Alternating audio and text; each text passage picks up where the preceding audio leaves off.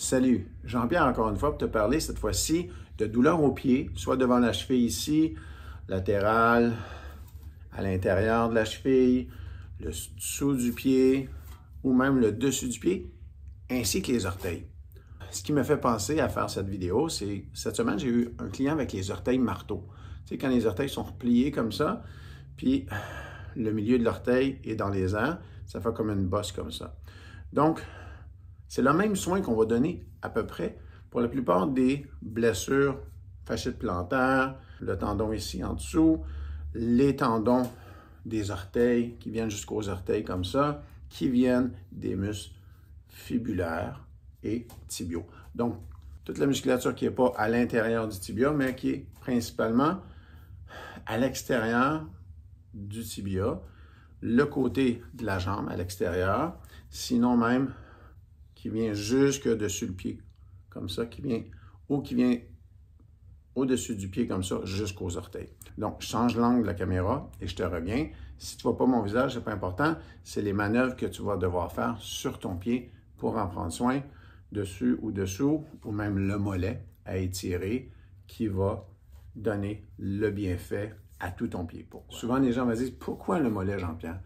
Parce que le mollet est impliqué dans toutes les douleurs à partir du genou en descendant. Parfois même le genou lui-même, mais généralement tout ce qui est en dessous du genou jusqu'au bout des orteils. Il faut toujours soigner le mollet ou les mollets, les gastrocnémiens et l'autre muscle plus profond du bas de la jambe.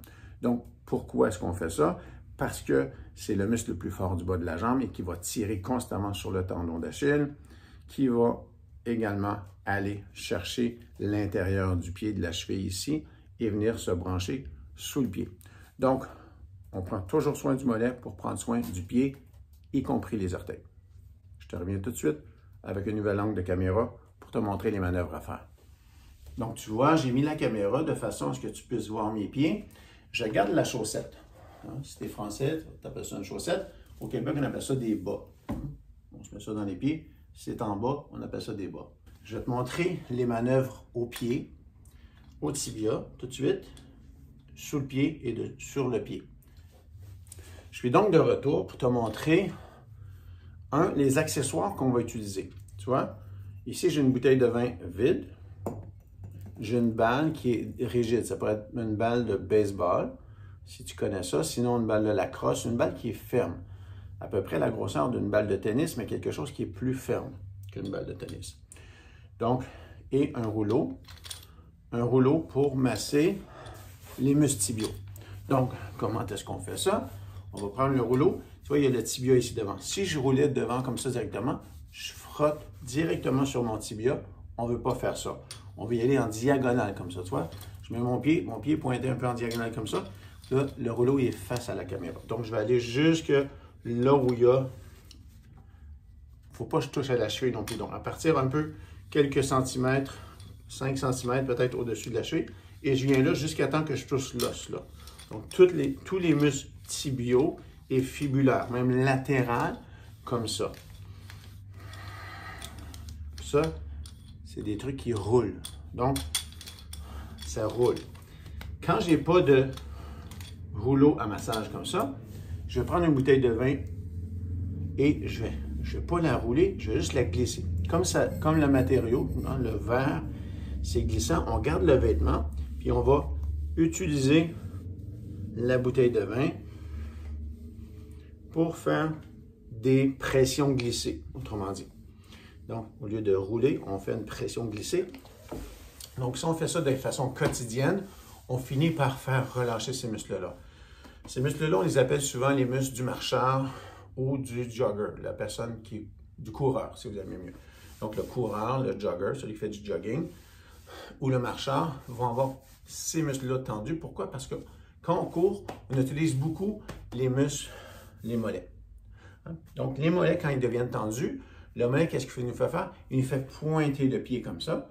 Et les muscles qui sont ici font l'inverse, relèvent les orteils comme ça. Et quand lui devient tendu ou est atrophié dans sa longueur, qu'est-ce qui arrive? Pour ces muscles-là, c'est plus de travail, c'est plus forçant à relever les orteils.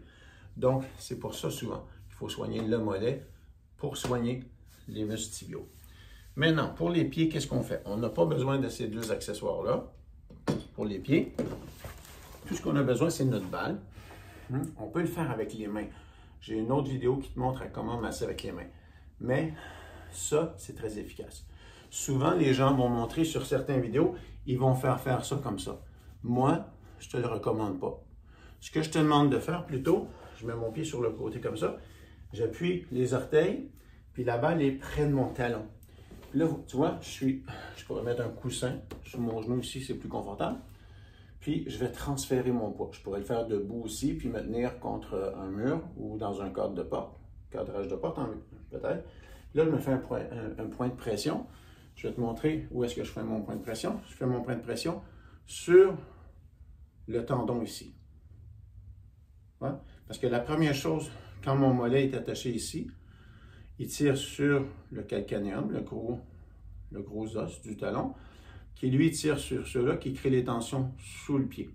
Donc, on vient faire des pressions là, mais on va tranquillement déplacer notre point de pression un peu plus devant. Tu vois, j'ai déplacé mon pied, je peux masser là derrière, mais tranquillement, si je recule.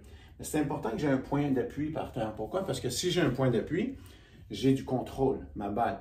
Puis là, je vais juste bouger gauche-droite comme ça. Tu vois, j'ai un point ici, je peux mettre ma main ou mon coude sur mon banc et mon coude gauche. Et là, puis là, je vais rouler mon point de pression. Je rentre le genou vers l'intérieur, je le sors vers l'extérieur. Mon point de pression se fait sous différents angles. Quand je suis plus vers le milieu du pied, je peux aller encore poser les orteils par terre pour atteindre les fibres. Quand je suis rendu au milieu du pied, j'ai encore les orteils par terre, mais tu vois, mon talon est plus élevé. Mais là, je vais chercher un point de pression. C'est un peu plus sensible parce que là, je commence à être dans la matière, dans la chair du muscle. Donc, si c'est trop sensible, on va réguler la pression pour que ça soit une intensité d'inconfort ou de douleur, légère douleur, que ça soit acceptable. Si c'est trop élevé, la douleur, ça ne sera pas mieux. On est en train de blesser le muscle, on ne veut pas ça. Donc, on peut déplacer un peu, plus vers l'intérieur du pied ou plus vers l'extérieur du pied. Par contre, quand je veux aller faire le point de pression plus dans la partie du centre du pied en allant vers les orteils, tu vois, maintenant, c'est le talon qui est au sol. Mon point d'appui, c'est mon talon. J'ai mon coude gauche ici qui est appuyé sur mon genou gauche. Puis là, mon pied va tourner comme ça. Si tu me vois de face, ça s'applique pour n'importe quel angle, ça s'applique pour n'importe quel endroit.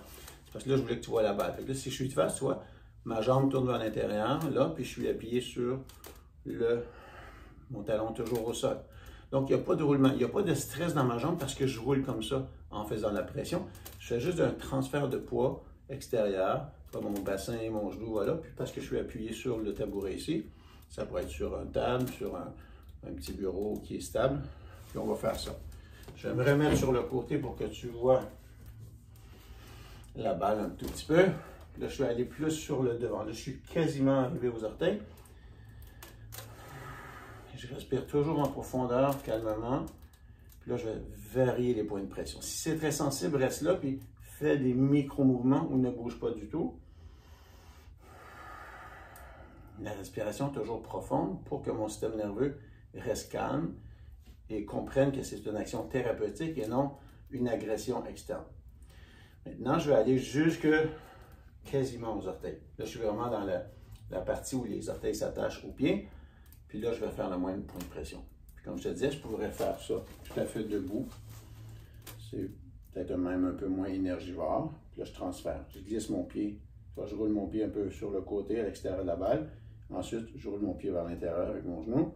Puis là, la pression se fait plus près du petit orteil. Maintenant, qu'est-ce qu'on fait pour masser le dessus du pied? Le dessus du pied, on va prendre le talon ici. Tu vois bien, hein? Tu vois? Essaie d'étendre les orteils. Essaie de forcer les orteils comme si tu voulais les faire. Là, je te montre avec ma main. Tu étends les orteils en essayant de les écarter comme ça, puis ouvrir un peu les orteils. Donc, le pied est bien plat au sol. Puis là, avec mon autre pied, mon talon de l'autre pied, je vais bouger mon banc ici. Très important que je me tienne contre quelque chose pour avoir l'équilibre. Comme ça, je peux plus facilement gérer la pression que je mets sur le pied. Donc, je peux partir de où sur mon pied? Je te montre avec le pied modèle ici. Donc, ici, on a une bosse sur le dessus du pied, là, à peu près au centre du pied. Si on calcule devant, derrière. Donc, à partir de là, à partir de devant l'os qui est là, on peut faire pression sur tous ces tendons-là et la chair qui est là. Puis les orteils, pour les gens qui ont les orteils marteaux, là, qui sont repliés comme ça, bien, en faisant ça, ça va étirer la partie tendineuse sur les orteils. Encore une fois, je transfère mon poids devant toi. Je peux être sur les talons. Là, j'ai très peu de pression sur mon talon gauche. Puis là, quand je fais ça, ça va chercher une compression.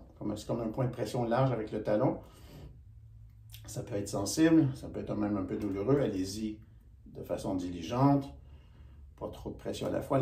Le changement va s'apporter, va arriver dans cette action thérapeutique-là avec la répétition. Donc, par la répétition, on va le faire souvent pour déprogrammer les tissus, leur réapprendre à se laisser détendre et à se détendre eux-mêmes éventuellement.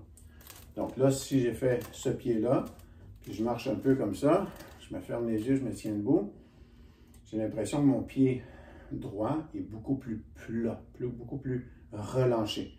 Donc, complètement en contact avec le sol, pratiquement. Pourquoi? Parce que toute la musculature de ce pied-là est relaxe en ce moment, beaucoup plus. Pour ce qui est de l'étirement du mollet, je mets le talon au sol, je mets les orteils sur le cadre de porte, puis là, j'attrape le cadre de porte avec les doigts, je garde le genou droit, donc la jambe est droite ici, le genou est non fléchi, puis je tire la hanche vers. J'essaie de tirer la hanche vers le cadre de porte, comme ça. Je pourrais même pousser mon bassin vers l'intérieur ou bouger mon bassin va bouger soit vers l'intérieur de la porte, de la pièce, ou vers l'extérieur. Donc, c'est comme si je trace mon bassin à gauche ou à droite et ça va étirer des endroits différents. Donc, je t'ai montré sommairement comment prendre soin de ton mollet dans l'étirement sur le cadrage de porte. Maintenant, si tu désires en savoir plus, aller plus loin dans l'hygiène musculaire pour le mollet, il y a une vidéo ou peut-être même d'autres vidéos, quelques-uns, où je parle du sujet plus en profondeur. Donc, cherche tout ce qui est douleur à la cheville, cherche les périostites, des trucs comme ça, où tu vas pouvoir prendre soin plus en détail du mollet et des muscles tibiaux. Bien entendu, on va toujours ajouter différentes manœuvres, des actions thérapeutiques différentes pour bénéficier à plus de gens possibles qui ont plus ou moins de capacité, même certaines actions qui sont un peu plus destinées aux thérapeutes. Mais je pense qu'aujourd'hui, si tu fais déjà ces actions-là de façon régulière pour tes jambes, pour tes pieds, tu vas sûrement ressentir un grand soulagement, mieux-être dans le bas de ta jambe et dormir mieux. Parce que quand cette partie-là de la jambe est trop tendue, ben, ça l'active le système nerveux, comme si le système nerveux ne pouvait pas tomber à off dans le mode plus détendu, puis on récupère moins bien, on dort moins en profondeur.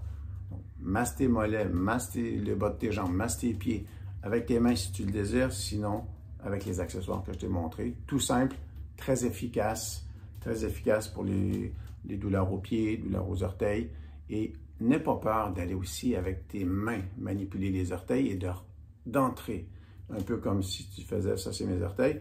Puis si j'allais mettre les doigts entre comme ça, hein, parce que nos orteils sont souvent coincés à l'étroit dans des souliers. De refaire un peu, d'écarter les orteils, de forcer un peu cet écartèlement-là, de façon à étirer tous les fascias et la musculature fine qu'il y a entre les orteils. Ça va relâcher ton pied, ça va soulager une grande partie des douleurs au pied. OK? Merci beaucoup, merci de partager, merci de souscrire, de t'abonner à la chaîne, de partager aux gens que tu crois qui ont ce genre de problème-là, puis de liker, puis de commenter.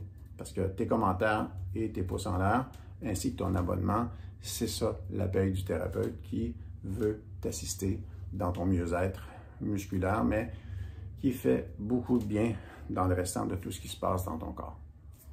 Encore une fois, Jean-Pierre Perrault, je te remercie. Au plaisir.